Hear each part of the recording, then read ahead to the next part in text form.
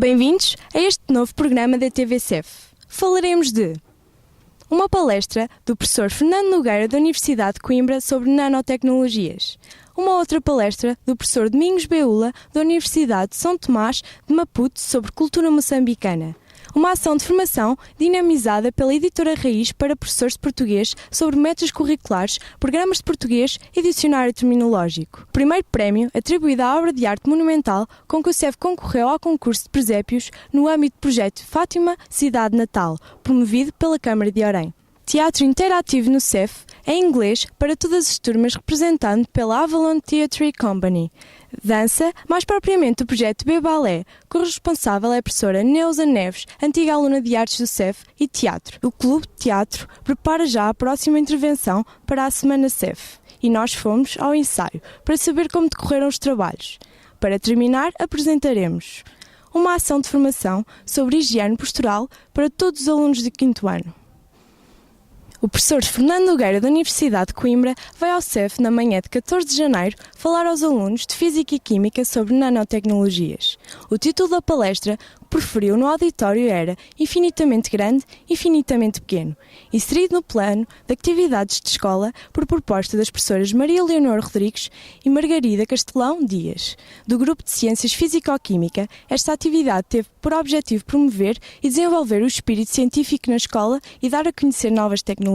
O professor Fernando Nogueira nasceu em 68, no dia de Natal, um ano e um dia muito importantes, e é atualmente professor auxiliar no Departamento de Física da Universidade de Coimbra.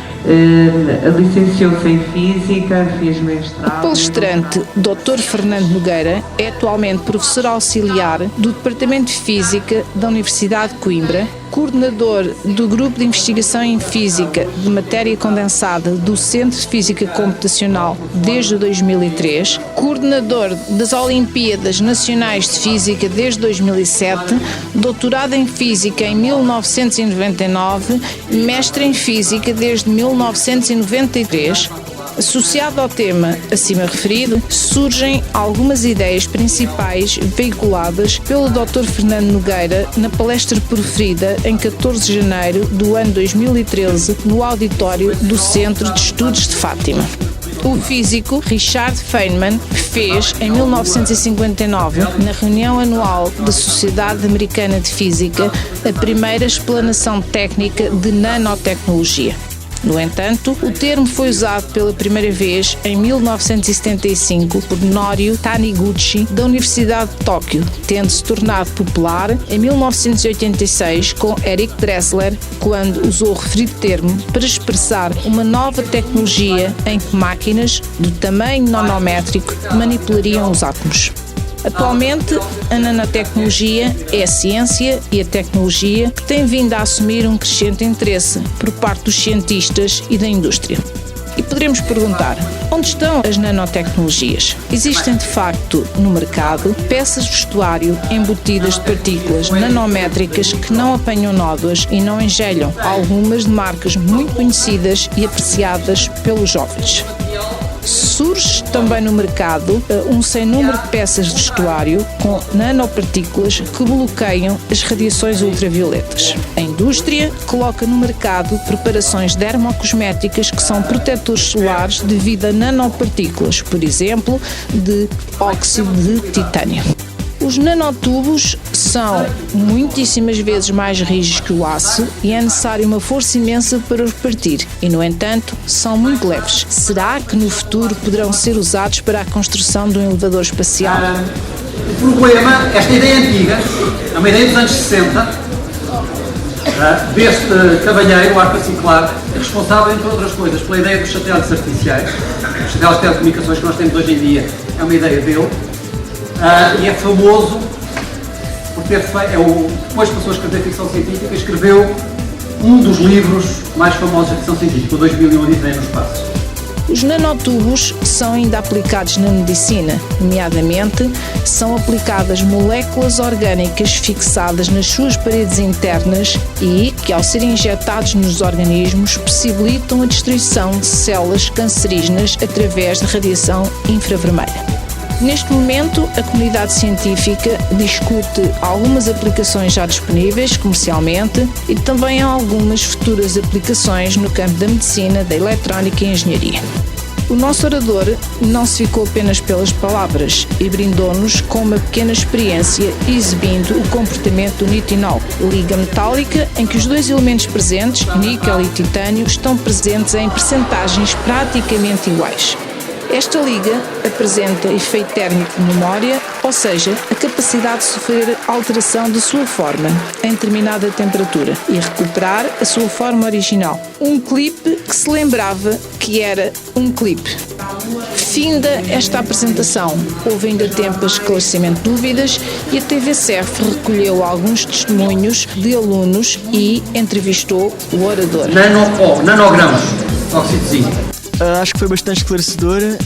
Nanotecnologia sempre achei uma área muito interessante, mais pelo lado da ficção científica, mas achei mesmo muito interessante ver como é que ela se aplica no sentido real da coisa. E fiquei mesmo impressionado como é que se pode curar o cancro, nesse caso com uma coisa que parece tão simples. É complicada, mas nesse caso é tão simples como simplesmente aquecer as células e desnaturar as proteínas. Eu acho que foi bastante interessante esta ação. Deu para vermos a aplicação de alguns conceitos que damos nas aulas. Aqui, mais a área da investigação em si. Tivemos conhecimento de áreas que potencialmente podemos vir a trabalhar. Eu acho que sendo uma nova área em desenvolvimento, acho que é uma palestra muito interessante no sentido que nos é apresentar estas novas ideias e depois, quando chegar à altura de escolher o curso, é sempre mais informação, o que nos ajudará depois em escolher cursos com mais saída ou menos. Eu, como a minha colega, estou para seguir medicina, é o que eu quero, e de facto a experiência do cancro com os nanotubos de cobre foi uma experiência muito interessante, que à partida é muito simples, ninguém conseguiria imaginar em curar assim uma doença. Uma das principais dúvidas que eu tenho em relação a isto é se Portugal é um país com recursos suficientes para prolongar esta investigação. No entanto, e numa perspectiva otimista, acredito que, mesmo que não seja nacionalmente, os investigadores a nível internacional possam prosseguir estas investigações e concluir os resultados práticos delas, que foram aqui apresentados sucintamente. Eu acho que é essencial investir na investigação, porque a investigação abrange tudo, abrange o nosso dia-a-dia, pode ser aplicado na alimentação, na indústria, nos cosméticos, em tudo e mais alguma coisa. Por isso é essencial investir. Quais são os laboratórios em Portugal que fazem investigação a nível da nanotecnologia? Praticamente todos os departamentos de Física das várias universidades do país, os departamentos de Química, de Engenharia Química, de Engenharia Mecânica, de Engenharia de Materiais. Há um instituto grande de nanotecnologia em Braga, o Instituto Ibérico de Nanotecnologia, que é um consórcio ibérico.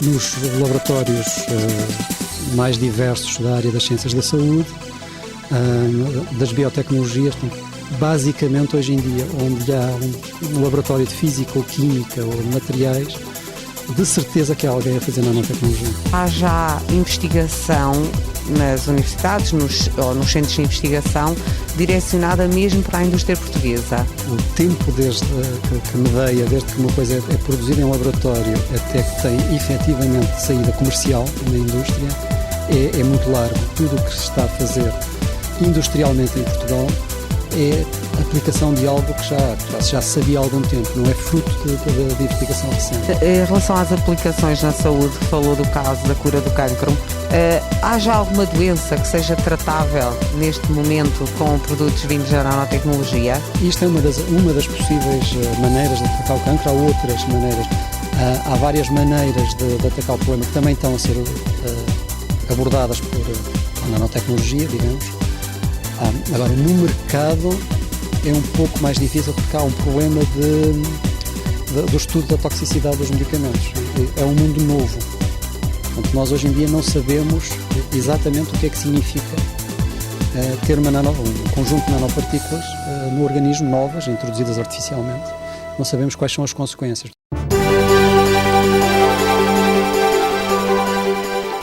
Professor de Ética Fundamental, Dignidade de Pessoa Humana e Ideias Contemporâneas na Universidade de São Tomás, em Maputo, Moçambique.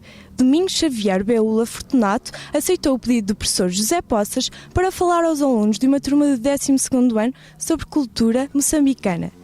Esta aula especial aconteceu no dia 24 de janeiro e dela apresentaremos aqui uma pequena síntese. Domingos Xavier Beula Fortunato, professor da Universidade de São Tomás de Maputo, falou durante 1 hora aos alunos do 12º ano de Artes sobre a cultura do seu país, Moçambique.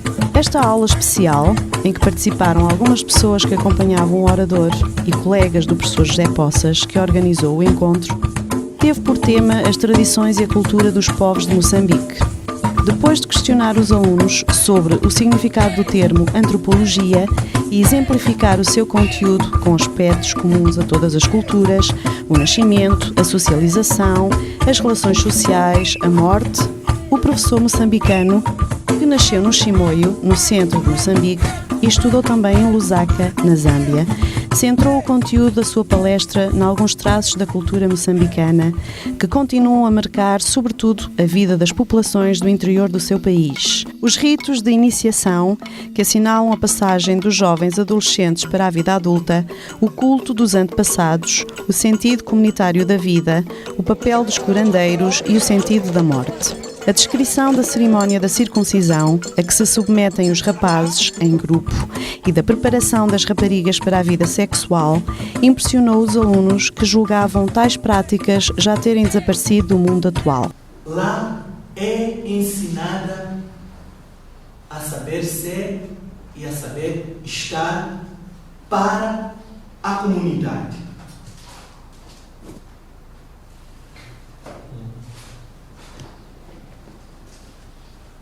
Estão a ter mais ou menos alguma ideia? Sim. Mais ou menos alguma ideia? Quem é que os leva? Eles vão com quem? Quem é que os leva? São pessoas mais velhas que têm esta missão de ir instruí-los ou instruí-las. Para os homens, são homens mais velhos. Para as mulheres, também para as meninas, são as mulheres mais velhas. Outros ritos de iniciação são as escoriações, praticadas no rosto e noutras partes do corpo, tatuagens profundas exibidas como troféus e símbolos de status social. O papel dos curandeiros é essencial na resolução de conflitos pessoais e sociais, funcionando como intérpretes da vontade dos bons e maus espíritos, a cuja intervenção atribuem as causas dos problemas mais graves vividos pelas pessoas. As suas explicações e as soluções que propõem para o que acontece de bom, mas sobretudo de mau, na vida das pessoas, são tomadas muito a sério, apesar de geralmente serem fruto da fantasia de feiticeiros espertalhões. Mas eles funcionam como uma espécie de psicólogos ou sacerdotes que se apresentam como intermediários entre os seres humanos e as forças sobrenaturais. A atuação do curandeiro tem graves consequências quando, como causas para determinadas situações que afetam negativamente a vida das pessoas, uma doença, uma desgraça, não poder engravidar, ele responsabiliza o espírito, ou seja, a vontade, através do mau olhado de pessoas concretas, contra as quais a vítima irá obviamente desencadear a sua fúria e vingança, por exemplo, incendiando-lhes a casa ou matando-as. Um aspecto importante desta realidade é o facto de as tradições, crenças e práticas se manterem também nas cidades, mais abertas à modernidade e menos crentes em superstições. As pessoas, observou o professor Beula, transportam a sua cultura das aldeias para as cidades e, o que o berço dá, a tumba o tira, concluiu, citando um provérbio bem arraigado também na cultura rural portuguesa. O outro grande aspecto da cultura moçambicana, apresentado aos alunos do 12º foi a importância da comunidade, as tradições ligadas ao culto dos mortos, que são sepultados dentro ou ao lado das casas onde viveram, continuando assim a pertencer ao mundo dos vivos, pelo menos na recordação e no convívio que os ainda vivos mantêm com eles. Não há lares de terceira idade, nem residências séniores, nem armazéns de velhos em Moçambique. pelo menos por enquanto. Não só porque não há uma população de idosos, 70 anos é já uma idade veneranda e venerada, mas também porque a cultura africana deste país, cuja superfície é 7,5 vezes maior que Portugal, ainda sabe aproveitar, valorizar e respeitar os membros da comunidade que mais experiência e saberes adquiriram ao longo da vida e são uma mais-valia ao serviço da sociedade. Depois da exposição do professor Beula e de muitas perguntas a que ele respondeu sempre com muita calma e sabedoria, a TVCF aproveitou para recolher alguns testemunhos dos participantes e entrevistar o próprio orador. Na minha perspectiva, a vida é um bocado relativa ao nosso ponto de vista. E então, umas pessoas vêm seguindo crenças em curandeiros, enquanto outros vêm de uma maneira, podemos dizer, ateia. Ateia no sentido que é cada um individualmente, é antropocêntrica, é assim. Quando os curandeiros, por exemplo, dizem a uma família que perderam um parente ou por causa de a tua avó está a amaldiçoar, por exemplo, para mim achei bastante drástico as consequências ou a maneira vingativa que as pessoas reagem perante isso. Aprendi que a nossa cultura, comparado com a cultura moçambicana, é completamente diferente. A parte que me impressionou mais foi mesmo a fase de iniciação dos jovens do norte de Moçambique. Para se tornarem homens têm várias fases de iniciação, só assim são aceitos na sociedade.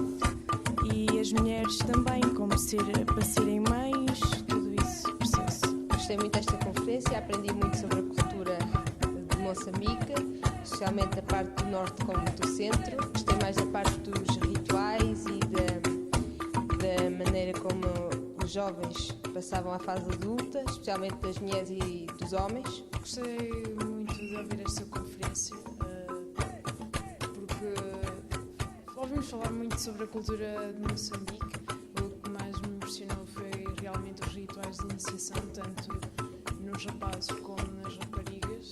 Para eles, para alguns moçambicanos, os mortos desaparecem fisicamente, mas permanecem-se com eles mentalmente, no seu coração, tal como nós aqui. A entrevista com o professor moçambicano Domingos Beula, realizada no final desta aula especial pelo promotor do encontro, o professor José Poças, será transmitida no próximo programa.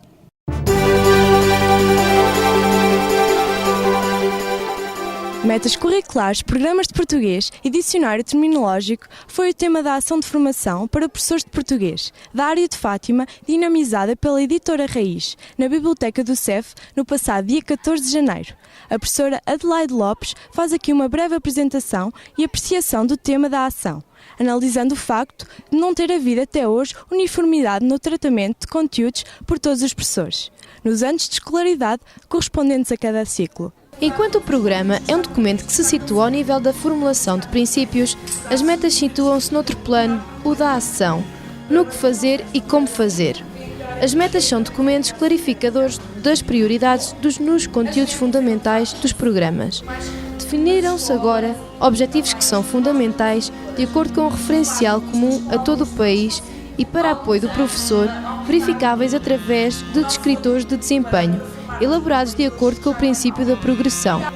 Cabe ao professor controlar não só os objetivos que devem ser alcançados no ano que está a lecionar, mas também aqueles que se indica deverem ter sido alcançados em anos anteriores.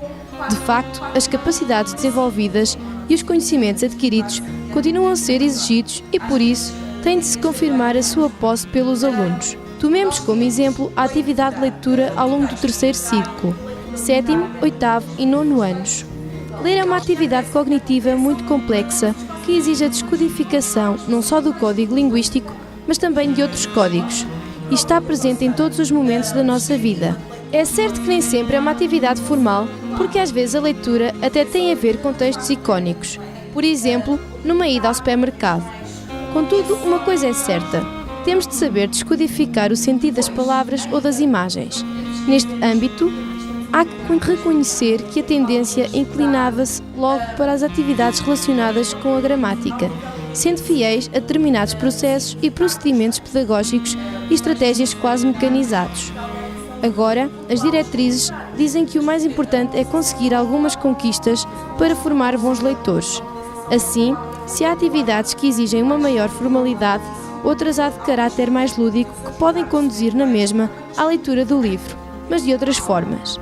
As metas propõem que o aluno deva ler em voz alta, ler textos de diferentes tipologias, narrativos, biográficos, retratos, reportagens.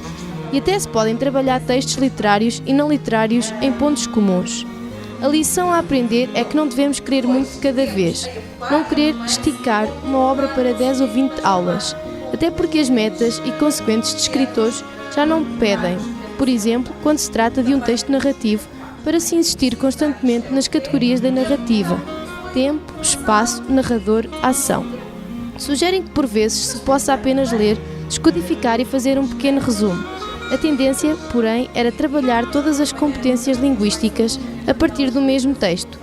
Agora há sobretudo que ler mais textos e de diferentes complexidades. Os alunos, por seu turno, têm de formular hipóteses, mas ao mesmo tempo confirmar a sua perspectiva de leitura, identificar ideias principais, fazer deduções e inferências, usufruindo desta forma do prazer da leitura. Devem ler para expressar de forma fundamentada e sustentada pontos de vista, apreciações críticas suscitadas pelos textos lidos em diferentes suportes. Quando se passa do 7º para o 8º ano, ao nível da leitura, alguns descritores são exatamente os mesmos, mas em relação à tipologia de textos, são acrescentados outros como o diário e a memória, na tal lógica de progressão.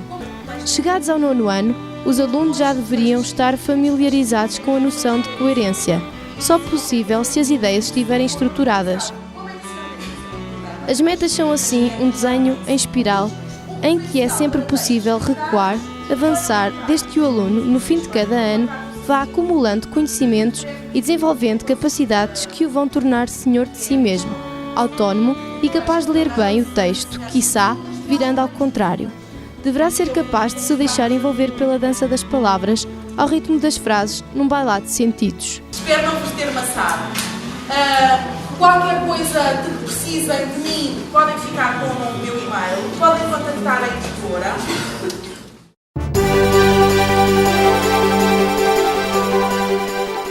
O júri, que avaliou os 10 presépios que participaram no concurso 2012 no âmbito do Projeto Fátima Cidade Natal, promovida pela Câmara de Orém, atribuiu o primeiro prémio à obra de arte monumental com que o CEF concorreu.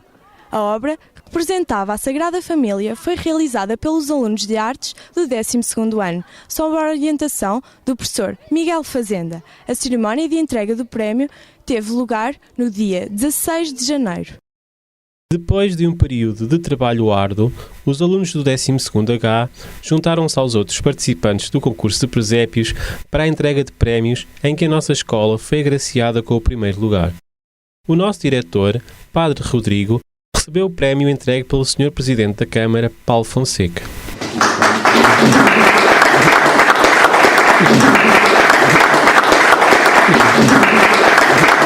Mas os representantes da turma e o professor também foram convidados a ocupar um merecido lugar de destaque na cerimónia. Foi um momento de orgulho e muita alegria, como podemos confirmar com os testemunhos dos alunos da turma. Eu estou muito feliz por nós ter ganho, acho que foi merecido. Gostei de ganhar, acho que valorizaram o nosso trabalho, foi bom. Estamos todos ao longo do período trabalhando em conjunto para ganhar este prémio. Foi só o reconhecimento do nosso trabalho. Senti-me muito feliz, foi uma ótima oportunidade. Quando soube que recebemos o prémio de melhor presépio, fiquei muito feliz porque é uma maneira de valorizarem o nosso trabalho e a união da nossa turma.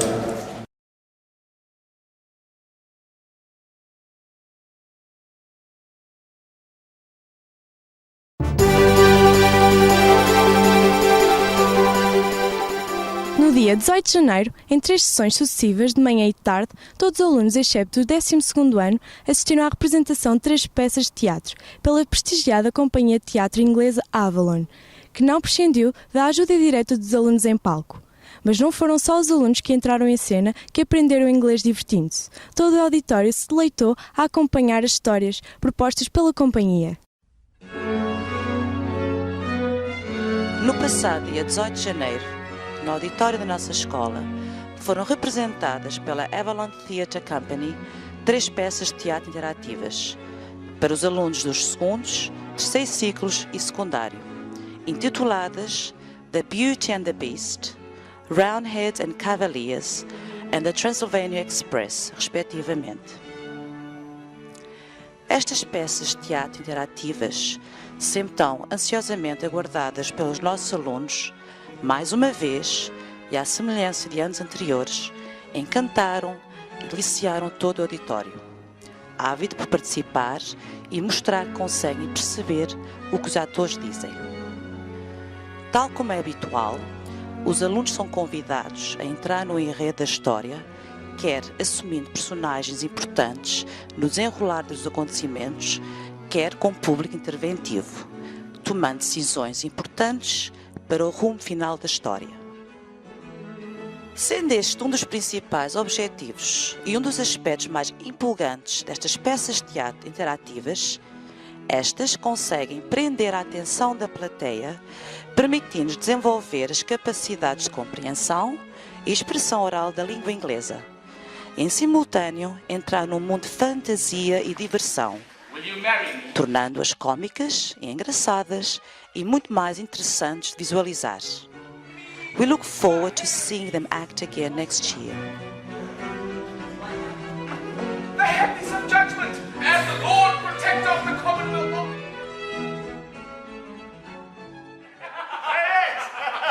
Very funny. But actually, as I said, I'm not a lawyer. A true beauty.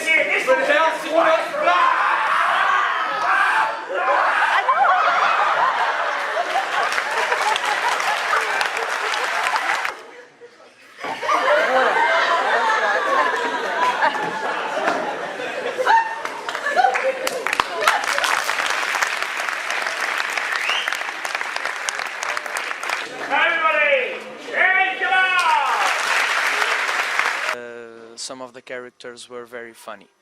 I think it was very educational and we enriched our knowledge. I think it helped us to improve our English, and it's very interactive, and we can have fun. Now we are interviewing 2 of the students who participated in the show. Now, did you like the experience? I loved it as always. This play had excellent actors. It was very well conceived, I think that it's good for us because sometimes we think that English class isn't needed for anything, and with this we see that sometimes we need it to see other things in the world, not just in our country, Portugal. I felt very good doing this. First of all, at the beginning I felt very nervous. I was shaking a lot, but after that we can... You laughed? Yes, a lot. It was very nice. This was very funny. This is really enjoyable. I laugh at every time, at every single word they say. It's really good. Boring! Boring! Oh, double boring! Petunia, bring me the hairpiece of judgment. Anastasia, welcome! The Lord Protector of the Commonwealth of England, Scotland, Ireland! Justice! I want justice! Silence! Very funny, sir. I need 2 young ladies, I need 2 girls.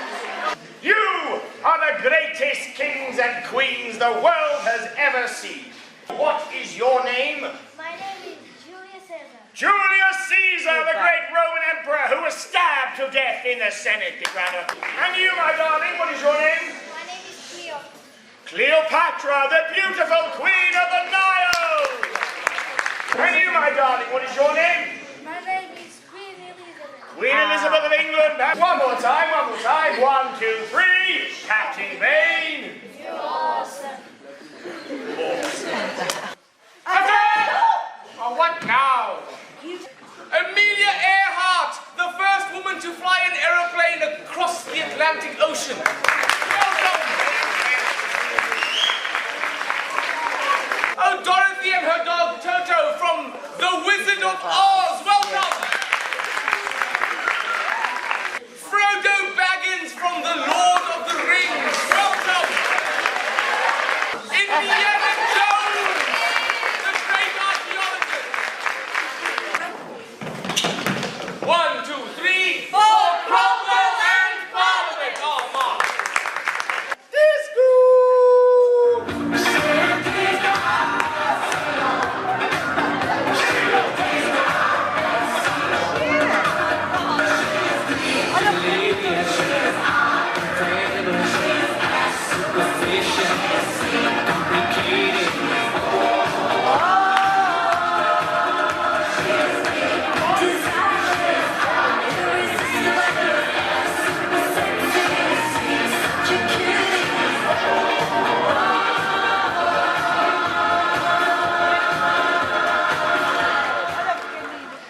Here you are, Cromwell.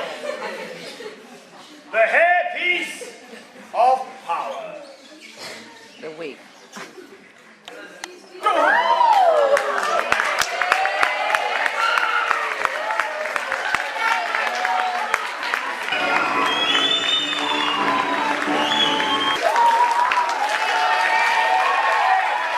My favorite character was Captain Vane because he was the funniest and he made me laugh all the time. Do you think your colleagues also liked it? Yes, I think they liked because it was a play very interesting and they laughed a lot. Yes, I liked it a lot because it was a very interesting play and it was, lots of laughs and that kind of stuff. Yes, I like a lot. It was an interesting play and we can laugh a lot.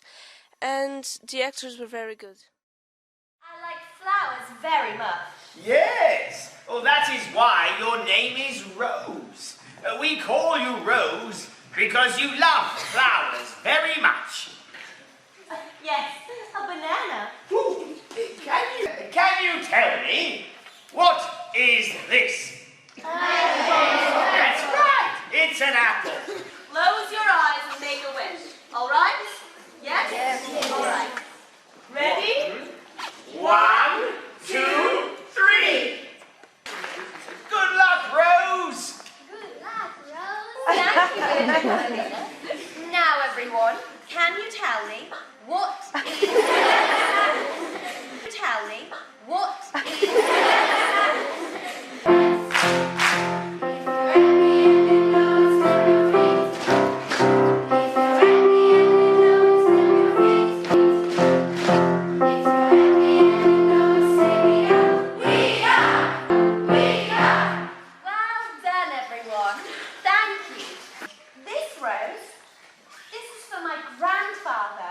For your grandfather? That is my rose. You took my rose. You stole my rose. You are a criminal. Summer, that's right. It is summer. And what colour is this? Yellow. Yellow, that's right. It is yellow. Winter, that's right. And what colour is it? Black. Black, that's right. It is black.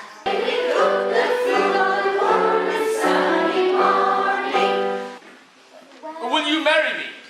Oh, no, Beast. I cannot marry you.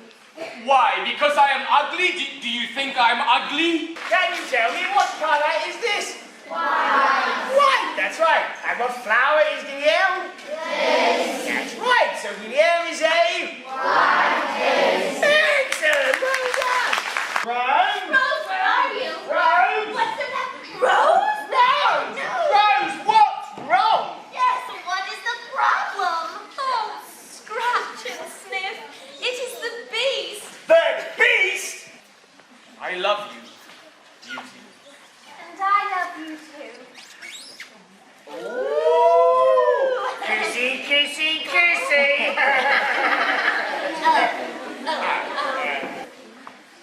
Will you marry me? Marry you? Yes, of course I will marry you, Prince Henry. I will marry my prince, and my wish will come true.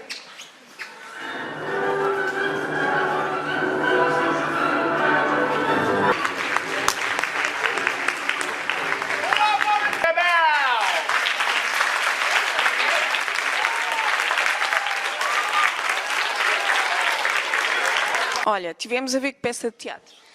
A Beauty and the Beast. E em que é que consistia a história?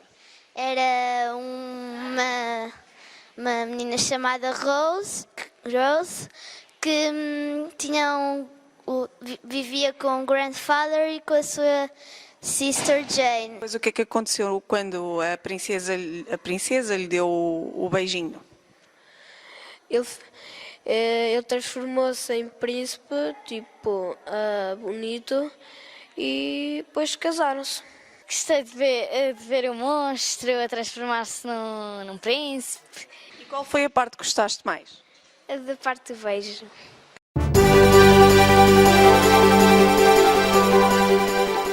Dando continuidade à cobertura que temos vindo a fazer das várias atividades realizadas na nossa escola, falamos agora da dança, mais propriamente do projeto B-Balé, cuja responsável é a professora Neuza Neves, antiga aluna de artes do CEF. Esta escola de dança é um dos vários projetos que este ano funcionam em regime de parceria com o CEF. Comecemos por saber o que é e como é que funciona.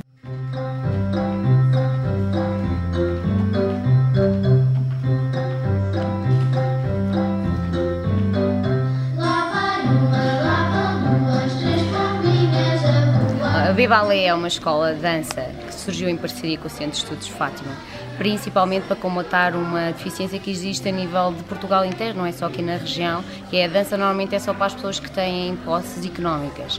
Então aqui a gente, como fez esta parceria, consegue ter mensalidades mais acessíveis e abranger uma maior população. Temos outro fator importante, que é que todos os alunos que estão no CEF, os pais não os têm que levar para lado nenhum, eles já cá estão e têm as atividades na própria escola, de ter surgido a B-Balé aqui no Centro de Estudos de Fátima.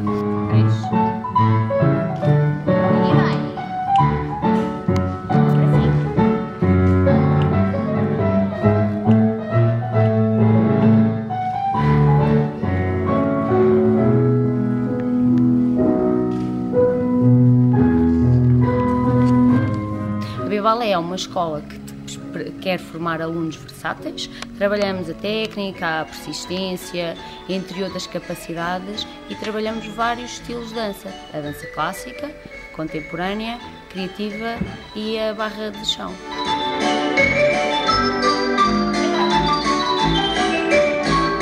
Já aqui falámos de aulas especiais e a sessão a que assistimos no passado dia 12 de janeiro no auditório do CEF foi verdadeiramente uma aula muito especial. Uma aula a que assistiram os pais e demais interessados em saber como funcionam as aulas da B-Ballet.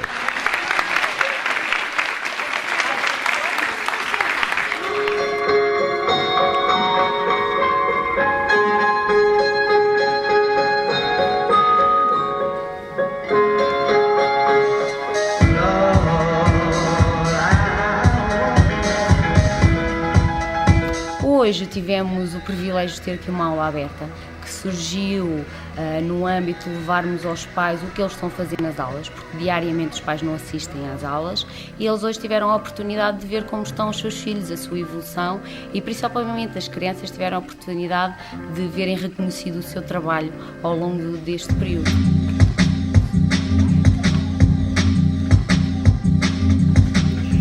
Assim, as atuações das várias classes de dança da escola foram sempre intercaladas pelas intervenções orientadoras, didáticas e encorajadoras da professora Neuza.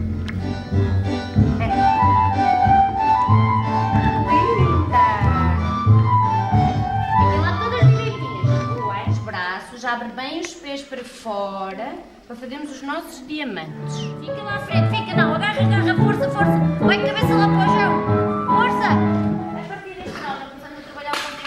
Para além de todas as outras, trabalhamos também a dança contemporânea. Podem experimentar assim em casa quando chegarem, para ver o quão difícil é estar lá em cima de olhos fechados. Também temos mais um rapaz aqui nesta turma, um corajoso. Equilíbrio.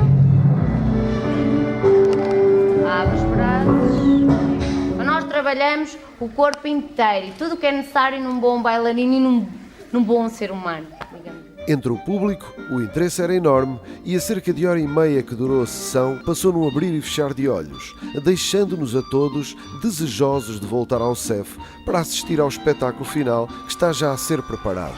Acho que quando tivermos o nosso espetáculo, quando eu souber datas eu aviso, provavelmente será o próximo convite que eu vos vou fazer, mas... No final, quisemos conhecer as opiniões de intervenientes e público. É uma aula aí, estamos aqui para tentar melhorar. Vai. E acho que foi até positivo. Estar com os pais e acho que correu melhor nos espetáculos, nas aulas, mas pronto.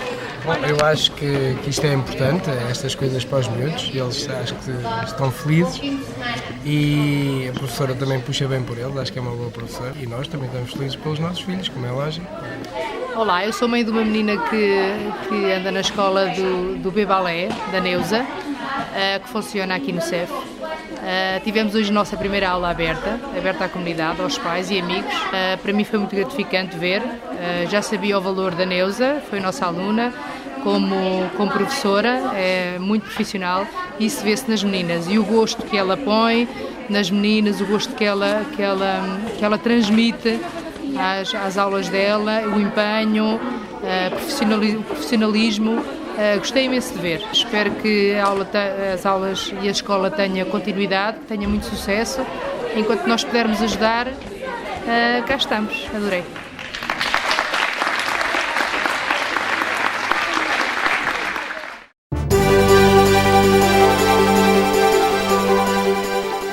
E agora vamos ao teatro. Depois da participação meritória no Clube de Teatro na Festa de Natal do CEF, largamente divulgada na emissão especial de dezembro, o Clube prepara já a próxima intervenção que terá lugar no final do ano, durante a Semana CEF. Por isso, fomos ao teatro, ou mais exatamente a um dos ensaios orientados pelos professores Paulo Cesário e Tomé Vieira, para saber como decorreram os trabalhos do clube.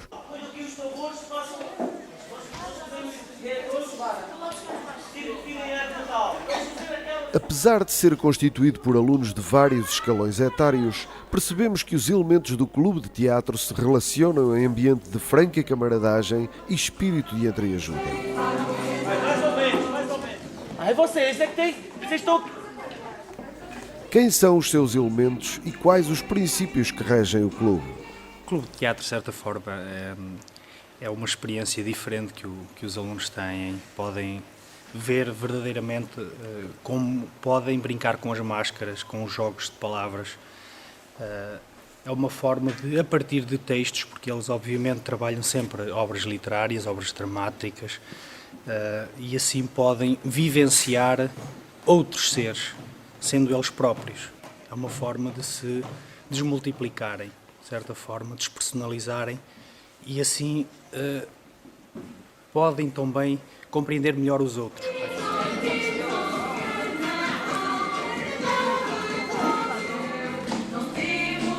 Esta nossa primeira visita ao Clube de Teatro aconteceu numa altura em que ainda se faziam os preparativos para a festa de Natal. No entanto, ficámos a saber que está já projetada e em fase de ensaios a peça a apresentar em junho na Semana CEF. Neste momento estamos a ensaiar uma dramatização para apresentarmos na missa de Natal.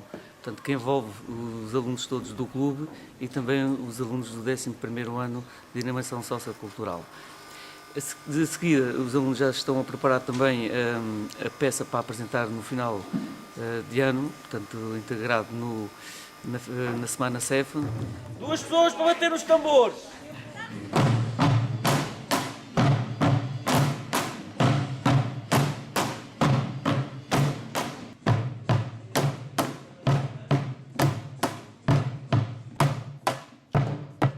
Verificámos que esta orientação responsável e cuidada dos seus professores não impede um relacionamento pleno de cumplicidade e bom humor. Na Semana CEF, que é um espetáculo que tem a ver com a natureza, portanto, que o facto do homem estar a dar cabo da natureza. E quem é que vai resolver isto? São os animais do clube. Os animais do clube. Os animais... Não, são os alunos do clube que vão representar cada um dos animais da floresta e eles é que vão resolver isto. Finalmente, quisemos também saber o que pensam os intervenientes sobre o clube e quais as suas expectativas futuras. Eu estou no Clube de Teatro porque é fixe. O Clube de Teatro é divertido. Eu ando no Clube de Teatro porque dá para representar e participar em vários eventos. Eu ando no Clube de Teatro porque acho que é uma maneira de convivermos com pessoas de outras turmas. Eu ando no Clube de Teatro porque gosto de participar em várias peças de teatro. Eu gosto de teatro porque é muito divertido e aprendo muitas coisas novas. Eu ando no Clube de Teatro para me divertir, fazer novos amigos e também porque gosto de ser ator. Eu gosto de andar no teatro porque quero seguir, gostava de ser ator, não é? E então acho que esta escola tem boas condições para nós seguirmos esses rumos e gosto de representar. Acho que é uma boa maneira de distrairmos das outras coisas que acontecem no dia-a-dia. Eu gosto de teatro porque faz-me sentir livre e faz-me sentir eu própria. Podem vivenciar outros seres, sendo eles próprios. Alguém aí quer dizer alguma coisa? Quer dizer alguma coisa? Parece que não. Portanto, ficamos a aguardar a nova peça.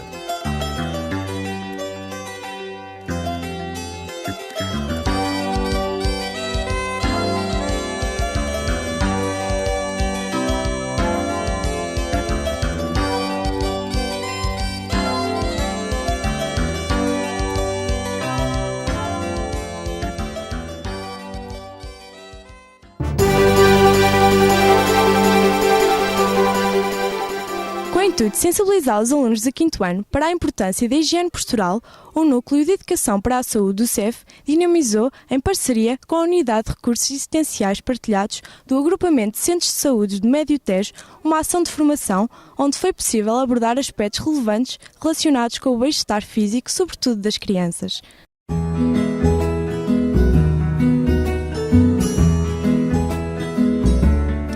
No âmbito das atividades do Núcleo de Educação para a Saúde, decorreu nos dias 15 e 16 de janeiro uma ação de formação sobre higiene postural destinada aos alunos do 5º ano de escolaridade, dinamizada pela doutora Sónia Gomes, técnica de radiologia, e pela doutora Silvia Ferreira, terapeuta ocupacional da URAP. Inicialmente foram dadas umas noções básicas de anatomia, mais concretamente sobre a constituição da coluna vertebral e quais as suas principais funções. Foi realçado por diversas vezes a importância do exercício físico para fortalecer os diferentes músculos do corpo humano, melhorando dessa forma a nossa postura. Foram apresentados alguns dos fatores que podem contribuir para alterações posturais tais como fatores de risco, fatores físicos e fatores relacionados com a escola. No que diz respeito aos fatores relacionados com a escola, foi realçado que as mochilas devem ter um tamanho adequado à idade do utilizador e as alças devem ser almofadadas na zona dos ombros. Em relação à arrumação das mochilas, foi referido que estas devem trazer apenas o essencial, devendo o material mais pesado estar junto das costas. Quanto menor o peso da mochila, menor o esforço da nossa coluna. Para o transporte da mochila, foi transmitido que este deve ser feito utilizando as duas alças, distribuindo desta forma o peso pelos dois ombros. De seguida, efetuou-se uma pequena sessão prática que consistiu em reorganizar o conteúdo das mochilas e ajustar as alças de alguma delas. Por fim, foram visionados alguns vídeos que explicavam a forma correta de estar sentada à secretária, ajustando a altura da cadeira e da mesa, assim como a distância que o monitor deve estar. Cada turma ouviu muito atentamente os conselhos das técnicas, concluindo que a partir de agora vai estar mais atenta às posturas que adota quer na escola, quer nas atividades da vida diária. Estivemos presentes aqui na ação sobre higiene postural. Quais são os conselhos que tu levas daqui para os teus amigos, para os teus pais lá em casa acerca do uso da mochila e da postura que deves tomar quando estás no computador? Não devemos estar só com uma alça e temos de apertar bem aqui, para ficar só até ao pé do rabo. O que é que tu aprendeste e que vais corrigir a partir de hoje na tua maneira de trazer a mochila, de estar no computador? O que é que tu aprendeste? Que não se deve pôr só uma alça quando se utiliza a mochila. Devemos estar sentados corretamente com a coluna direita e não devemos puxar o teclado para trás e também não devemos estar lá muitas horas. Ter sempre um espacinho para as nossas mãos para teclado e ter o rato não ter muito longe, para termos os braços esticados e o monitor sempre à frente dos nossos olhos. Consegue-nos resumidamente deixar uns conselhos para os nossos pais? O conselho é não comprar a mochila que a criança quer, só porque é bonita, porque é aquela marca, mas sim as outras características que falamos aqui na sessão, que é a mochila pode ser do agrado da criança, mas ter a atenção que as alças devem de ser almofadadas, a mochila deve ser adequada ao tamanho da criança, as costas também devem ser almofadadas e que possa ser ajustada as alças. E depois os pais também terem atenção para poderem observar se a mochila está corretamente arrumada, para que os objetos não fiquem soltos, que não provoquem desequilíbrios quando elas são colocadas nas costas e, pronto, e sobretudo ter atenção para que a criança coloque a mochila de forma correta já desde casa. Quais são os conselhos que nos deixa a nós e aos alunos e sobretudo para os pais acerca da utilização ou da forma como devem estar no computador?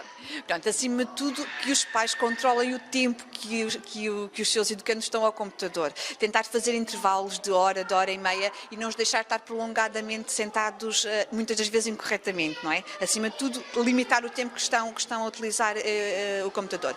E depois, se possível, a maioria das cadeiras são ajustáveis, tanto na altura como nas costas, né? Ter atenção que a cadeira está ajustada à altura da criança para que eles fiquem bem posicionados, sentados direitinhos, e pronto, verificar se realmente o espaço onde eles têm os computadores lhes permite ter um bom posicionamento dos braços para depois não haver mais posturas, tanto a nível de localização do monitor como do próprio teclado e do rato. Há uma outra situação que hoje em dia também é de chamar a atenção, são os portáteis, que para além de estar mal sentado, porque a maioria das vezes nem estão numa mesa, estão no sofá, não é?